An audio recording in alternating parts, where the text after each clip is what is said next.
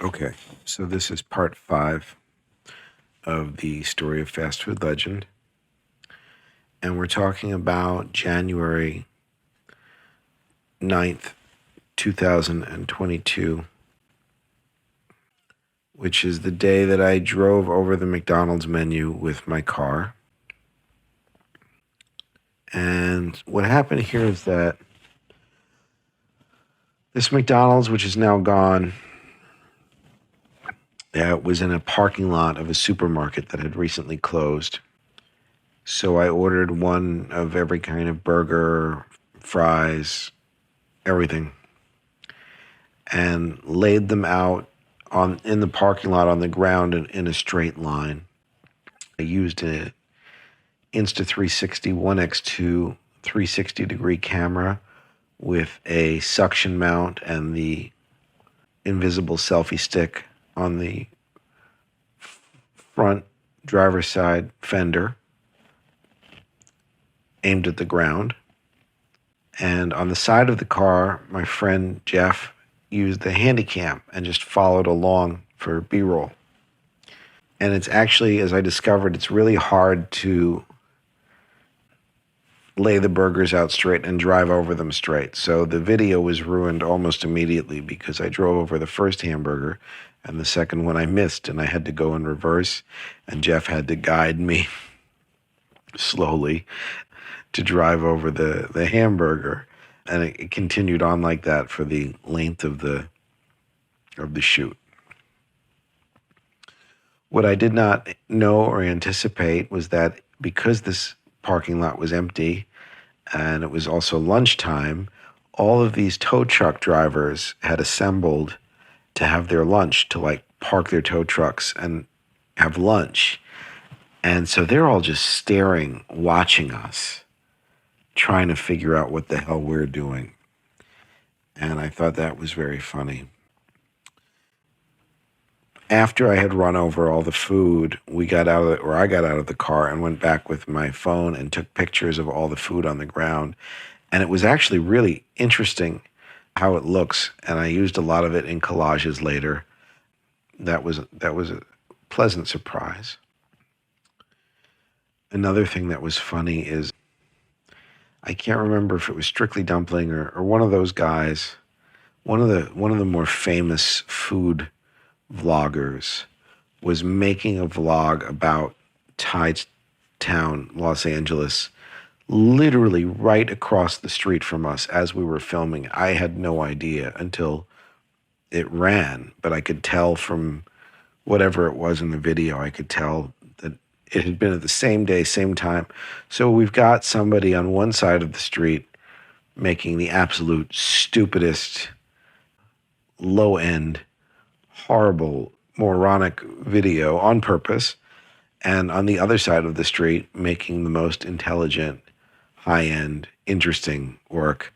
And I thought that was a great LA moment. Okay. On my birthday, January 12th, I started to get a lot of negative comments on the channel about wasting food and things like that. And I'd had a few before, but they were starting to bother me because I don't want to waste food. And I don't like that people think I'm just wasting food for views, because there was some legitimate artistry. Well, there was a lot of legitimate artistry to the whole thing, but I don't like the idea of wasting food for views either. And I'm starting to think about that because, you know, if you go back to the beginning of this story, this started with me reacting to people who were wasting food for views at Smoke and Fire. And this is me talking about that.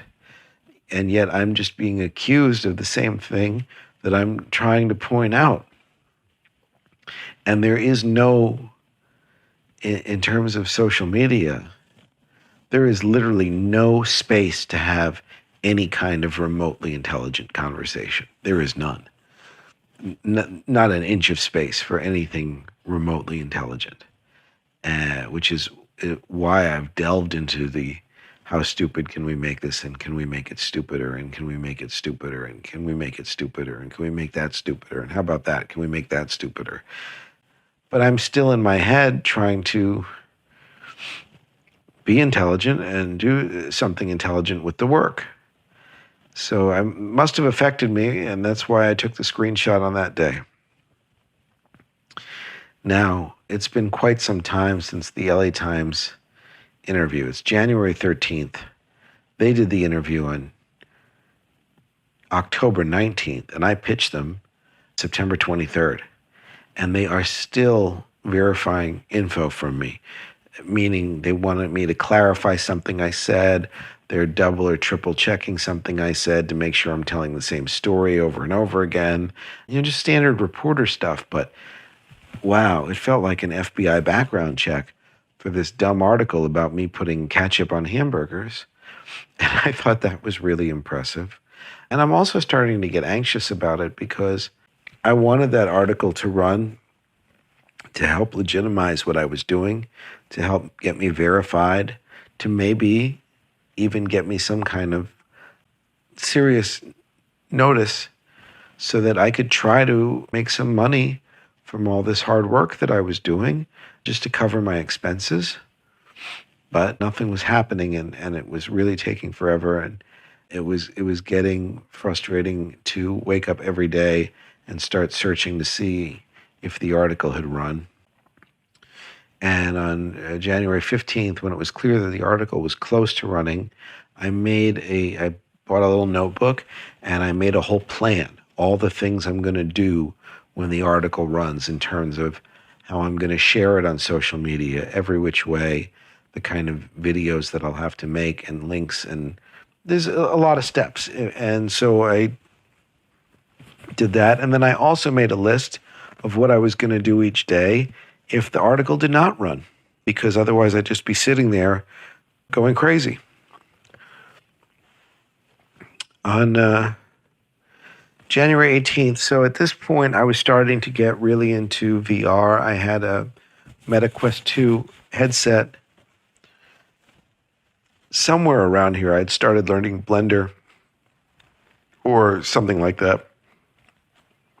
No, the one that starts with a U. I can't remember now, but I wanted to learn how to make things in VR, and especially in a VR app called AltSpace, which no longer exists. And I know I had done this a couple of different ways, but I first documented it on January 18th, 2022. I had built an art gallery, a virtual art gallery that you could walk through. And on the walls, I was putting both the pictures from Pasadena and the production stills that I had taken in the kitchen, which were part of the, would become the collages more. Had already been a couple of collages on Instagram, and I bet those collages were probably in that gallery as well. And I took a little video off a computer screen of a walkthrough of that, one of those early art gallery ideas. On January 19th, I'm still planning for that LA Times article to run. It hasn't run yet. But the Starbucks video hits 4.4 million views, which at that point I think was the most views I'd had on any one video individually. On January 20th, it's a Thursday, and the story is live on the LA Times website, but it is not yet in print, so I must have walked all the way to the supermarket, which was the only place you could get the LA Times, and found that it wasn't actually in the paper yet. I'm sure I did that again on Friday, and I'm sure I did that again on Saturday. And then finally on Sunday, I got the newspaper. I discovered they had written not one, but two articles about me, and that it was this enormous thing in the Sunday newspaper. And it felt like such a huge accomplishment. I was so proud, and I thought for sure that this was going to change my life. But unfortunately, the only person who saw the article and reached out to me was my friend Carl. Nobody else that I hadn't sent the link to, nobody else called. Nobody else contacted me.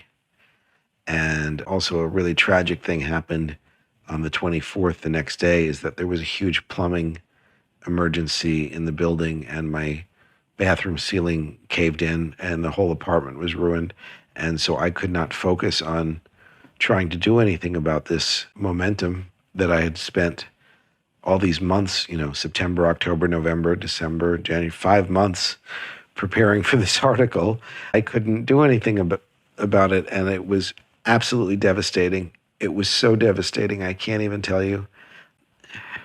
Yeah, that was really horrible. And I had to move out of my apartment for 2 weeks, and I had to really threaten the landlord to give me the money to move out for 2 weeks while they ripped out all of the plumbing, and I essentially had to move. I had to hire a mover to help me pack everything in the apartment, put it in the bedroom, lock the door shut, get my cat to a cat sitter we had never used before, and he had to stay with them. It was really a mess, and so it took away all the momentum I had worked for so hard for 5 months overnight, and really heartbreaking for me. I see that on January 26th, I had started trying to reach out again to like every fast food chain. Could I do a collaboration, sponsorship, anything? And just no response from anybody, which was, again, very heartbreaking because I had worked so incredibly hard and nothing. Additional heartbreak comes on January 31st. Because now I'm staying in Las Vegas, resting while they're doing this, and I'm trying to take advantage of being there for the fast food stuff like the A&W and the Dairy Queen I had done previously. McDonald's has now taken all of these fast food hacks that I've been parodying for months, and they turned it into a campaign where you could go buy various McDonald's items in such unnecessary configurations and eat them just like I had done in the original videos. And that felt like a real knife in the heart in a lot of ways, because here I'm clearly one of the most, if not the most popular people on TikTok who had done this kind of stuff. And here we have McDonald's, who their food appears in so many of my videos that I had to pay for that food. And I couldn't even get free food from them. And yet the culture is changing. It's gone from people seeing what I'm doing as a negative to it's being considered just normal. And it hurt a lot. But I also wanted to play with all of it. And so I went to McDonald's in Las Vegas, bought a lot of the food, and made the videos. And those videos, of course, did very well. I see here in 3 months, 2 of the videos I shot there combined had 1.9 million views. And I'm sure I had others in there that did just as well, if not better. On February 4th, I received the first of what would be many inquiries from something called Lad Bible about wanting to license my footage for their accounts. And I agreed, and then they never licensed my footage, or I never heard from them again. And these kinds of inquiries would really also hurt my feelings quite a bit over time. Yeah, I don't know what else to say about that.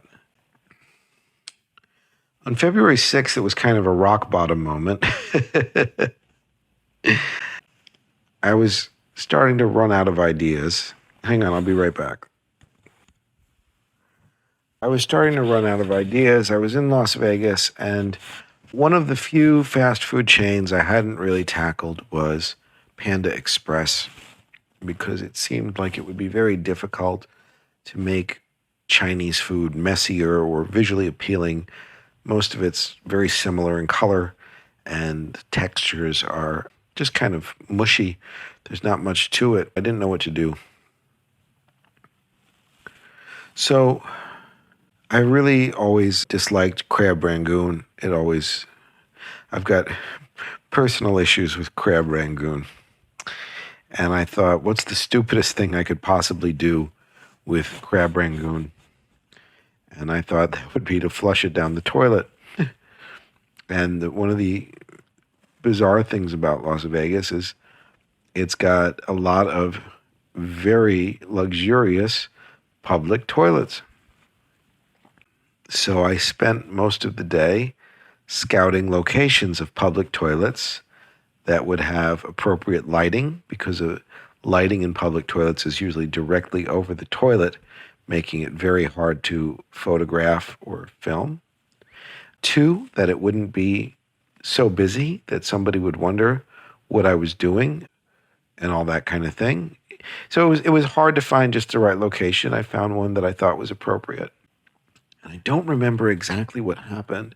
I dropped something, like a phone dropped in the toilet or something like that. I just remember being on my hands and knees in a public bathroom on the Las Vegas Strip, trying to film myself dropping crab rangoons down the toilet and really questioning what I was doing with my life. I didn't have an apartment. My cat was staying with a complete stranger. I was living in a hotel. I had just been through this trauma of working 24/7, it felt like, for 5 months, about that article that was going nowhere. And now I'm, on the floor of the bathroom playing with crab rangoon. That was a very down, dark moment as I think about it now. I must have gone home. What I'm guessing the next entry is February 15th. So about a week later. And I was probably thinking more about, what's the opposite of this situation that I'm in right now. And I must have started to contact galleries and museums asking if I could somehow photograph or video, shoot TikToks at their locations. And I got a flat out no from LACMA, which was, to me, LACMA is not a particularly important institution. The bar to entry should be fairly low, and getting a denial from them was upsetting. It really felt like an uphill battle at that point. Nobody said yes. Part of the benefit to me, I felt, of being in Los Angeles with anything related to art was that again, coming from New York City, was that I felt the barrier to entry was so much lower and gave me more opportunity. But that did not appear to be the case, regardless of how much success I was having on TikTok. I mean, I'm saying to the museum, at that point, I must have had over 1 billion views, and they did not respond in kind. On February 18th, another cut of an In-N-Out video hit 1 million views, and that's part of that run I was telling you, where I had it was either 12 or 17 videos hit 1 million out of the gate. On February 23rd, I spent the whole day making more of those how-to videos for the YouTube channel. And I think at this point I was trying to grow the YouTube channel with the hopes that I could monetize that and make more money than I was making with the TikTok videos that weren't paying anything. I mean, I was monetized. Also, somewhere in here, I don't know where, I'm just remembering this now, part of the thing that I had learned from the original TikTok class was that once you hit 10,000 subscribers, you could join a YouTube partner program. 10,000 or 100,000, I don't remember anymore. Some level where you could join this YouTube partner program where you could get offers from companies to partner with them. And that YouTube, or TikTok, would find the companies and match you up. And it was like the best way to go about all this. And when I hit that number, I started to get offers from companies. One of them was a restaurant I don't remember the name of it. I'd never heard of it before. The closest location was 2 hours away, but it offered, $1,000 or something like that. And I get to film in the restaurant. I was like, yeah, that sounds great. And they never responded. And every offer I got, I didn't get a lot of offers, but generally speaking, every offer I got past that, the same thing happened. They would offer something amazing or at least good, and I'd say, sure. And I wouldn't get any response from anybody. And that added to the frustration I was having. I'd never been so successful, number-wise in my life, and I just couldn't monetize it. And everybody else around me, it seemed, was having no problem monetizing what they were doing. And I was doing serious art disguised as something really stupid, and other people were doing something really stupid that they thought was art. I don't know what they thought, but everybody around me was doing great financially and all this, and I was starting to get despondent with it. So on March 1st, I wanted to really address the problem of the increasing number of negative comments I was getting about wasting food. And my friend Chuck, who's kind of one of these guys who's up for anything, he agreed I could go to his house and film making the hamburger, pouring all the sauces, and then he would eat the burger on camera. So that if anybody ever said you're wasting food, you don't eat it, or a lot of people were like, now you should eat it, I could just link them to that video and like, here you go, we ate it. And unsurprisingly, that video did not do well in any of the various incarnations of it. That video never took off, which just frustrated me more. Another thing that happened around that time on March 5th, it was just one gut punch after another. So around that time, I discovered they were going to do a Taco Bell film festival. Now, this was not put on by Taco Bell. It was some artist of some kind in Silver Lake somewhere had decided he's going to do a Taco Bell film festival, and they took submissions, and I submitted one of my, the raw footage from one of the TikToks I'd done about Taco Bell. And they just loved it because, of course, it's so weird and it's perfect for a Taco Bell film festival. And they put it in a primetime slot. I can't remember if it was a Saturday or a Friday, whatever it was the first day. It was in this movie theater or whatever it was. And it was at peak, 3 before the last one, 8 p.m., the right spot you would want for anything like that. And they intentionally didn't reveal who they were, but you could email them. And I said, is there going to be Taco Bell? Is you're going to have food at this thing? And he goes, no. I said, well, can I bring Taco Bell? He goes, yeah. Or he or she, I don't even know. So I did my usual thing where I plan, if I'm going to have this peak slot, I wore my Fast Food Legend t-shirt. I had lots of stickers and business cards and postcards with me to talk to people and all this. And I went to Taco Bell on the way there, and I spent probably $100 and just filled the car with Taco Bell.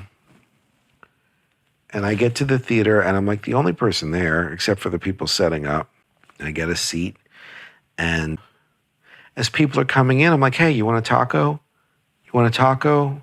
Yeah, I got to film in this thing. I'm just trying to be nice to people or whatever. And people start coming in with tacos. And they're like, oh, yeah, the whole lobby's full of Taco Bell. They brought it in. So I had wasted all this money and nobody cared. And so I was already getting upset. And I'm watching all these terrible films that really have not much to do with Taco Bell. And I'm getting, I've been there for 5 or 6 hours at this point, and my film does not show. They simply do not show it. At no point did anyone introduce themselves to me or say they were part of the festival or anything. And just every step of the way, they don't show the film. So I go home and I email whoever it was, and they said, yeah, we changed the schedule around because they put their friend's film in the spot or whatever. Yours is going to show tomorrow. And tomorrow was some bar somewhere where they were just projecting stuff on the side of the building while there was a barbecue that had nothing to do with Taco Bell and nobody was paying attention. And my film was like the last one to show. I didn't even go to that. They streamed it online so you could see the audience, you could see the setup. And it was just like another one of these. How could I have 1 billion views on one hand, and how could I be so dismissed on the other hand, right? As I was watching all these terrible films at this Taco Bell Film Festival, I'm thinking, I've got more views than all these films combined on YouTube. I was looking at them. It was so frustrating. And later on, I discovered that they had taken my film that I gave them and posted it on their YouTube channel without permission. And I commented, like, please take this down, especially considering how I was treated at this event. I've never heard anything back from anyone about any of that, but it was so upsetting. Now it's March 8th, and I'm trying to get back to basics, as you do in the arts when you've gone through a whole cycle. Burger King was introducing something called the Whopper Melts, which was a Whopper with toast and cheese instead of a bun or something. And so I did a lot of meticulous planning for this thing, and I shot it, and it looked terrible. Nobody watched it, and I don't blame them. And there was nothing, I was really just stuck at that point. Additionally, McDonald's on March 31st, 2022, was releasing the Szechuan sauce. I think this is the second or third limited edition sauce I'd chased, so now I knew the ins and outs of, when you order on the app in the morning and you go to the restaurant, they're going to say, we don't have it. They're going to cancel your order, which McDonald's are going to have it, what time they're going to have it. I had it figured out. So I was able to get a lot of these Szechuan sauces and make a video with them, but nobody watched the video. And again, to be fair, the video wasn't stupid enough. I could have made it stupider. And thankfully, around that time, Carly, the woman from the McPlant thing, needed an article that she could put me in. And I had all this Szechuan sauce, and she needed to do an article about Szechuan sauce. And so she got me an article, but it was not in the Takeout. It was not in Eater or any of the desirable publications that I had been struggling to get into. It was in Yahoo News, which I could give or take, but nothing happened, but she kept her end of the deal. On April 13th, it was definitely, things were starting to get really dark. And I had the vision, I think on the morning of the 13th, I had the vision for the KFC bucket in my head. But I had no money. I mean, I could not have been, I probably could have been broker, but I was really broke. And I knew that a KFC bucket costs about $20. I had the sauces already. And I had the sauces because, and I can't say where they came from, but somebody donated to me at around that time factory sealed cases of sauces from many of the different fast food chains. And that was a huge gift that really changed the course of what I was able to do. And the reason that so many of the collages look so great is because of that gift. So I had the vision for the bucket shoot. I sat on the couch agonizing over this all day, over spending $20 to do this. And there were definitely times where I had to choose between, did I want to buy food to eat because I was hungry, or did I want to buy food to photograph because I had an idea for a project? And it was not easy. Don't make light of it. There were definitely times that I chose the food to photograph and just had small French fries for myself and then spent $30 on food that I was just going to destroy to make the art. There are definitely times where the art is more important to me when I actually have to make those decisions, which is it's terrible that you have to make those decisions, but nobody asks to be an artist, right? So anyway, so I'm agonizing over this, and my friend Jeff called, and I said, I've been on the couch for hours with this vision in my head of the bucket, and I just can't afford to spend the $20. And he just Venmo'd me $20. He just gave it to me. He said, go make your video. I was very grateful for that, and went down to the KFC. I walked over there, got the bucket, and did the shoot. And anyway, then there's like a gap of a month here, May 17th. I don't know what was going on. I'm guessing that I had let all those how-to videos and those kind of things just keep populating for a month and just recutting. I think I was doing a lot of recutting of old footage and just reposting because I was just stuck. I didn't know what to do. And at this point, Taco Bell must have announced that they're bringing back the Mexican pizza. And I'm sure I got one, and I photographed it. And at this point, no joke, I bet I had 5,000 Taco Bell sauces in the house. So I was eager to use them on something because Taco Bell sauces are all the same color.